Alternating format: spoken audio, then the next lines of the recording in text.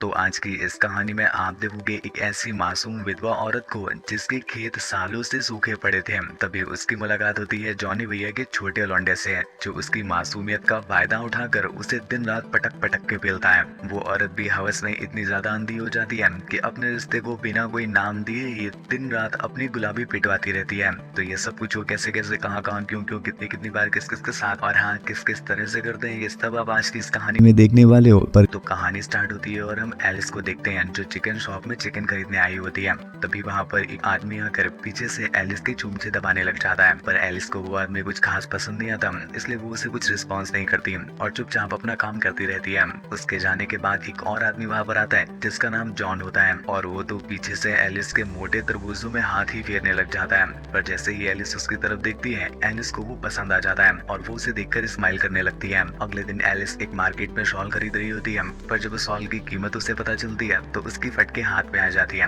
इसलिए वो शॉल को रख करके आगे निकल जाती है जहाँ पर उसे एक लंबा वाला खिलौना पसंद आता है। खैर, जब वो उस लंबे खिलौने को देखकर खुश हो रही होती है कि तभी वहाँ पर जॉन आ जाता है, जो उससे उसका नाम पूछता है और उसके साथ डेट पर चलने के लिए बोलता है। एलिस भी इस बात के लिए मान जाती है, जहाँ पर वो उसे दबा के खिलाता है, सॉरी, पहले खिलाता है और फिर दबाने के लिए अपने साथ ले जाता है। वो दोनों एक सस्ते से ओयो में पहुंचते हैं, जहाँ पर जॉन उससे बोलता है कि तुम तो बिल्कुल बावली गारमेंट की तरह मेरे पीछे पीछे चली आ रही हो। क्या तुम्हें ये नहीं लगता कि मैं तुम्हें हर जगह लेकर जा रहा हूँ, कहीं किसी खोपचे में ले जाकर चार लौंडों के साथ तुम्हें पटक के पेल न दूं।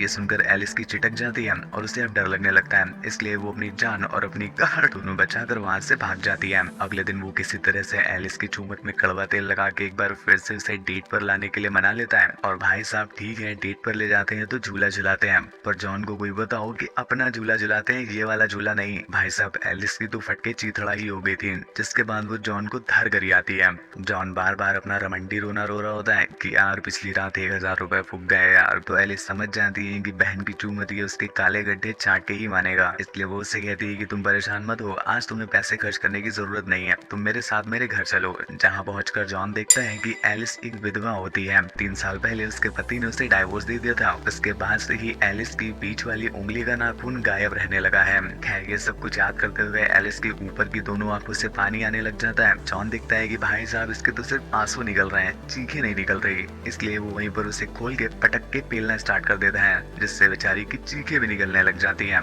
एलिस की कंपैटिबिलिटी चेक करने के लिए वो उसे अगले दिन अपने घर बुलाता है, जहाँ पर उसकी लंगड़ाती चाल को देख करके जॉन समझ जाता है कि एलिस इतनी ज्यादा भी मजबूत नहीं है जितना वो उसे समझ रहा था, इसलिए आज बस वो उसे अपना कुल्ला करा के छोड़ देता है और उसे एक घड़ी गिफ्ट करता है और कहता है कि हर रोज दोपहर 12 बजे इसका अलार्म बजेगा और तब तुम अपने शरीर के अलग अलग हिस्सों को छूकर मुझे याद किया करना। एलिस भी इस बात के लिए हाँ बोल देती है, और अगले दिन जब वो अपने प्रोजेक्टर में कुछ काम कर रही होती है कि तभी अचानक से वो घड़ी बीप करने लगती है और एलिस जॉन को याद करते हुए अपने शरीर के अलग अलग हिस्सों को छूने लग जाती है, जिससे उसकी नीचे की भट्टी में आग लग जाती है और फिर उस नीचे की भट्टी को वहीं पर वो बैठ के ठंडा करने लग जाती है। अगले दिन एलिस जॉन के घर पर बैठी होती है, तभी जॉन उससे पूछता है कि वो कुछ खाएगी क्या, जिस पर एलिस जैसे ही हाँ बोलती है वो वैसे ही उसके मुंह में अपना दे देता है, जिसके बाद वो चिपक के उसे लॉलीपॉप चुसाता है और फिर उसकी खोल के वहीं पर उसको पेलना स्टार्ट कर देता है। एलिस के लिए ये सब कुछ बहुत दिनों बाद हो रहा था और बहुत अच्छा हो रहा था, इसलिए एलिस को भी इसमें बहुत खुशी होती है और दिन पर दिन वो उसके कितना ज्यादा अंदर घुसता चला जा रहा है, एलिस को इस बात का अंदाजा भी नहीं होता। एलिस जब ऑफिस में होती है तभी उसकी एक कलीग आकर उससे बताती है कि मैं तुम्हारे एक्स हस्बैंड से कल रात पार्टी में मिली थी, जहाँ पर उसने मुझे पहले अपनी दारू पिलाई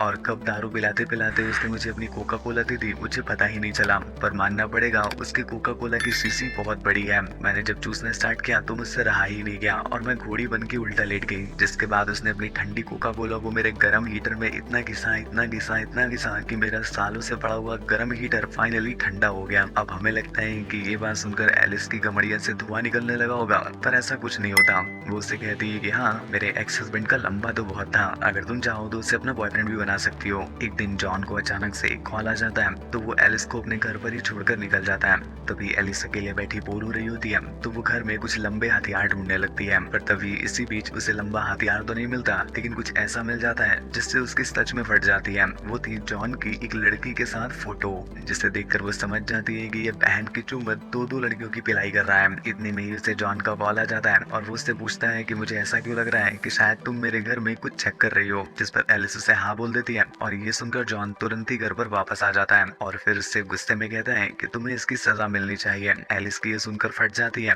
पर वो सजा भी देने वाला था तो अपनी छोटी बंदूक से, जिसे देखकर एलिस का डर खुशी में बदल जाता है और वो उसकी सजा लेने के लिए उल्टा लेट जाती है। और फिर उसको जॉन 3 घंटे तक लगातार बिना रुके पटक पटक के सजा देता है। इनके बीच गपागप होना बिल्कुल आम सी बात हो गई थी, जिसका जब जैसे मन करता वो अपने कपड़े हटाकर दूसरे इंसान को मना लेता और फिर वहीं पर ठोक बजा लेता। एक दिन एलिस की चोट ले रही होती है, क्योंकि जब वो गिनने बैठी तो वो उतनी ज्यादा तो बातें भी नहीं जानती है जितने से ज्यादा बार वो जॉन के सामने घोड़ी बन चुकी थी। इसलिए वो अगले दिन जॉन का पीछा करने लगती है और पीछा करते करते उसके ऑफिस पहुंच जाती है। पर जॉन ये देख करके बहुत खुश होता है और फिर उसे अपने साथ एक रेस्टोरेंट में ले जाता है, जहाँ पर वो उसे अपने हाथों से बिल्कुल वैसे ही खाना खिलाने लग जाता है जैसे वो उसे अपना नीचे चाहता था। एक दिन एलिस और जॉन जब किसी रास्ते से जा रहे होते हैं, तभी एक कार वाला उन पर कीचड़ छिड़ककर चला जाता है, जिससे एलिस को गुस्सा आ जाता है और वो वहीं पर रोड पे खड़े होकर उनकी माँ बहन एक करने लग जाती है, जिससे वो लौंडे सुन लेते हैं और फिर सरसों का तेल लेके एलिस की गावंड मारने के लिए उसके पीछे पड़ जाते हैं। जॉन उसकी जान और उसकी जान दोनों बचाने के लिए उसे अपने साथ भगा लेता है और भागते भागते वो दोनों एक टनल पर आ पहुंचते हैं, जहाँ पर जॉन उन सभी लौंडों के फड़वे लगा देता है और एलिस की तो ये देखकर कच्ची की गीली हो जाती है।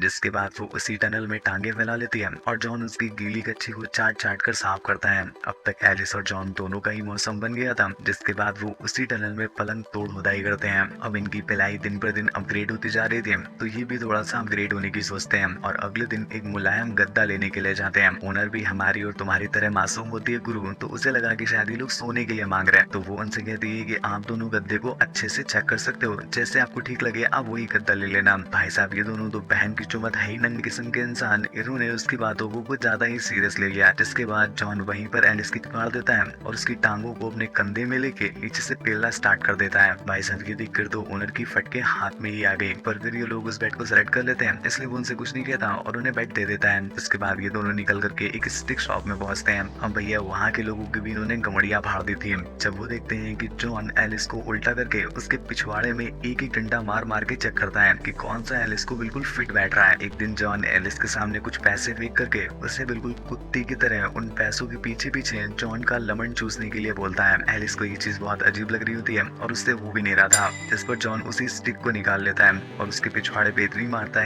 है कि उसके मोटे तरबूज लाल हो जाते हैं। जिसके बाद एलिस इस काम को करने के लिए मान जाती है और कुत्ती की तरह चलते चलते उसके लमन के पास आती है और सूंघ सूंघ कर उसे चाटने लग जाती है।